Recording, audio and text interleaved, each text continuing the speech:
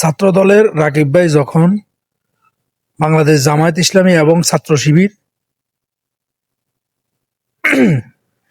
এবং সরকারি কর্মকর্তা নির্বাচন কমিশনারকে যখন মিথ্যাচার করে, আর আমরা এটার তীব্র নিন্দা ও প্রতিবাদ জানাই। জামাতপন্থী প্রক্টর, জামাতপন্থী নির্বাচন কমিশন এবং তাদের যে ওএমআর মেশিনের সেটআপ রয়েছে, এই ব্যতীত আগামীতে যদি কোনো গণতান্ত্রিক সরকার আসে, তার অধীনে সেটআপ ব্যতীত নির্বাচন অংশগ্রহণ করলে তাদের হয়তোবা কোনো খারাপ পরিণতি ঘটে কিনা এই বিষয়ে তারা সংশয় প্রকাশ করছে কিনা। তারা কি এই তাদের নিজস্ব মতাদর্শ ব্যতীত কোনো গণতান্ত্রিকভাবে রাজনীতিতে অংশগ্রহণ করতে পারে না, শিক্ষা গ্রহণ করেনি। আমরা তাদের নিকট প্রশ্ন রাখছি, এই ধরনের মব ক্রিয়েট করে আবারও এই যেদিন 22 তারিখ থেকে জাতীয় সংসদ নির্বাচনের প্রচারণা শুরু হবে, তারা এই 20 তারিখে নির্বাচন করতে যাচ্ছে। এই নেতৃবৃন্দই এখানে এসে এই যে পার্শ্ববর্তী বিল্ডিংগুলোতে এসে আমাদের ঢাকা বিশ্ববিদ্যালয় ভূমিকম্প সংঘটিত হওয়ার পর থেকে বন্ধ রেখে সারা দেশে তারা নির্বাচনী প্রচারণা চালাচ্ছে, সারা বাংলাদেশ চষে বেড়াচ্ছে। সব ধরনের ষড়যন্ত্র আপনার মোকাবেলা করতে হবে, সমর্থ থাকতে হবে। আপনার যেন মেরুদণ্ড রয়েছে কিনা এই নিয়ে যেন প্রশ্ন না আসে। ইতিমধ্যে সেই প্রশ্ন চলে এসেছে সামনে। আমরা সেজন্য আহ্বান জানাচ্ছি, যে চিঠি তারা ইস্যু করেছিল সেই স্ট্যান্ডে তাদের থাকতে হবে। কারণ যকসূত এই একই ঘটনা অবতারণা করা হয়েছিল। আমাদেরকে মব ক্রিয়েট করে আমাদের সাধারণ শিক্ষার্থীদের নিকট বলা হয়েছে আমরা নির্বাচন চাই নাই।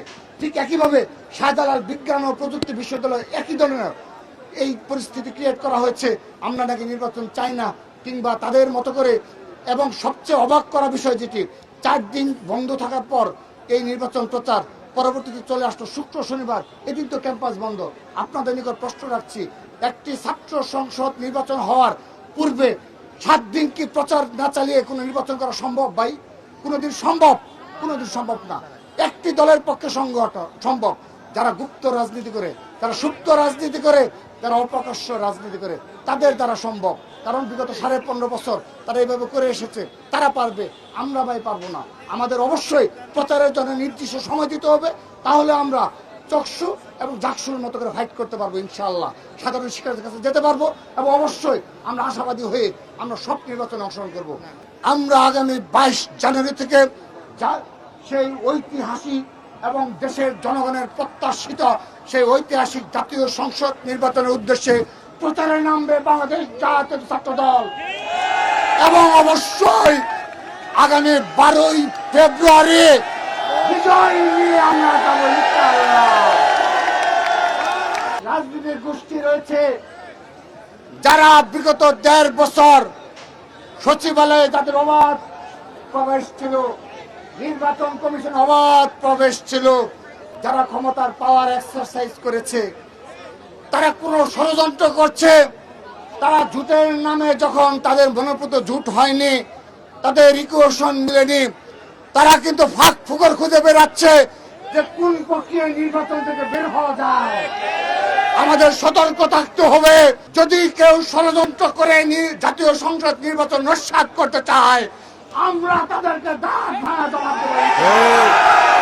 বাংলাদেশের প্রতিটি সংসদীয় আসনে আপনারা প্রস্তুত থাকবেন। তারা ধর্ম বিক্রি করতে যাবে, তাদেরকে মুখোশ উন্মোচন করবেন। যারা অপ্রকাশ্য রাজনীতি করতে যাবে, তাদের মুখোশ উন্মোচন করবেন। সকল ষড়যন্ত্র প্রতিহত করে আগামী 12ই ফেব্রুয়ারি বাংলাদেশের স্থিতিশীলতার জন্য, বাংলাদেশের স্বাধীনতা সার্বভৌমত্ব রক্ষার জন্য যে জাতীয় সংসদ নির্বাচন অনুষ্ঠিত হবে, সেখানে বাংলাদেশ জাতীয়তাবাদী ছাত্র দল সর্বাগ্রে অগ্রণী ভূমিকা পালন করবে এবং